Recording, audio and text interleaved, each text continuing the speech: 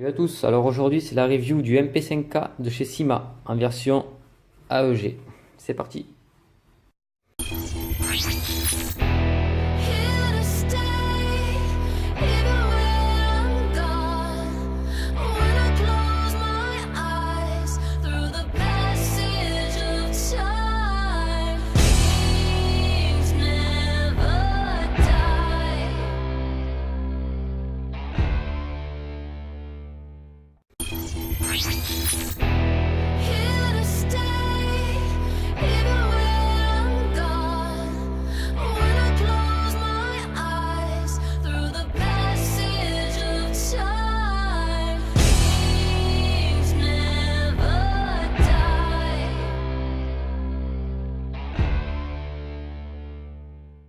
Alors aujourd'hui une review de un petit SMG, c'est la MP5K de chez Syma.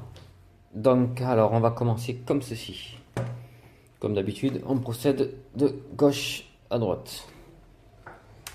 Donc là, elle est en version sans crosse.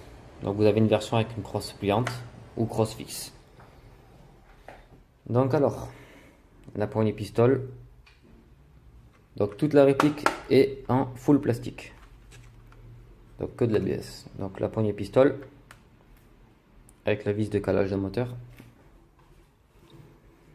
Donc poignée pistole, sélecteur de tir. Donc CQ, semi et full. La détente. Le bouton d'éjection du chargeur. La poignée avant qui est fixe, on ne peut pas la bouger. Une petite protection pour les doigts.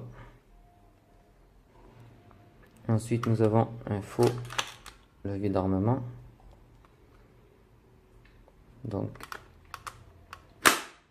hop, on tire, on lève, voilà.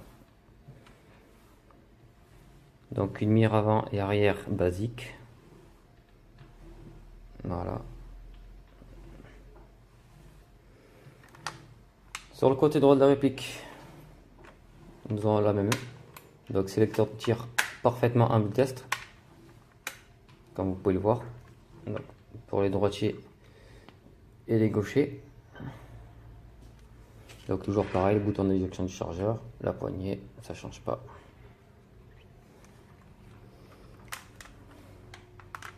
Donc, alors cette réplique de marque Syma, c'est un MP5K PDW, modèle CM041 PDW.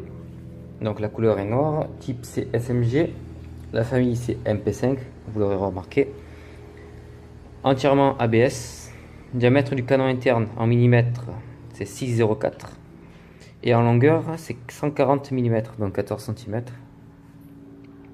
La longueur de la réplique c'est 63 cm environ, avec la crosse, donc sans la crosse c'est 53 cm. Donc la puissance à la FPS, à la 0,20 g, pardon, c'est 360 fps. Donc ça fait 1,2 joules. Le type de câblage avant, mais on passe la batterie par l'arrière. Donc c'est une Tamiya classique, moteur axe long. Donc alors, pour mettre la batterie, c'est assez chiant, je veux le dire. Donc il faut enlever ces deux petite tige. Donc ce qu'il faut faire c'est pousser, hop, la tige sort. Donc on enlève une tige et on enlève la seconde en poussant ici. Donc on tire, hop, et là une partie qui s'enlève. Donc là vous avez juste le câblage avec le moteur, tout ce qui est gearbox et tout ici. Et juste un petit espace pour mettre une batterie. Donc une batterie simple stick de ce style là. Donc c'est une batterie 1600 mAh 9,6 volts. C'est une des rares batteries qui rentre dans cette réplique en fait. Il faut des simples sticks. Donc ensuite, une fois que nous avons enlevé ces deux tétons, On tire la poignée avant. Hop. Et la mini Tamiya apparaît. Donc, alors, pour faire coulisser la batterie à l'intérieur, il faut passer d'abord la connectique, glisser lentement, ne pas trop forcer car là ça bloque un peu. Il faut aider un peu. Voilà, on va y arriver. Voilà, la connectique est sortie.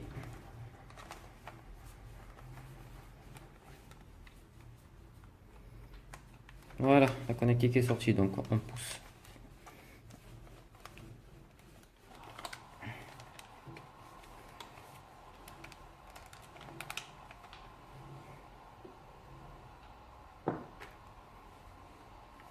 Donc on pousse à fond, on connecte.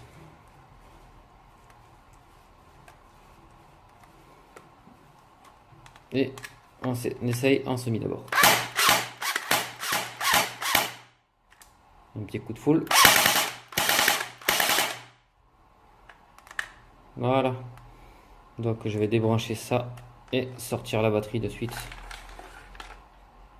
Parce que j'en ai pas l'utilité. Donc une fois qu'on a mis la batterie à l'intérieur, il suffit juste de replacer ceci, le cache, et d'y remettre la tige pour serrer. Et à l'avant, pareil, il suffit juste de remettre. Hop, si je me mets bien droit, c'est un peu mieux.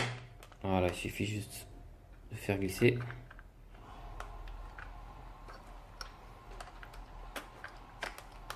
Hop, et la réplique est prête à jouer.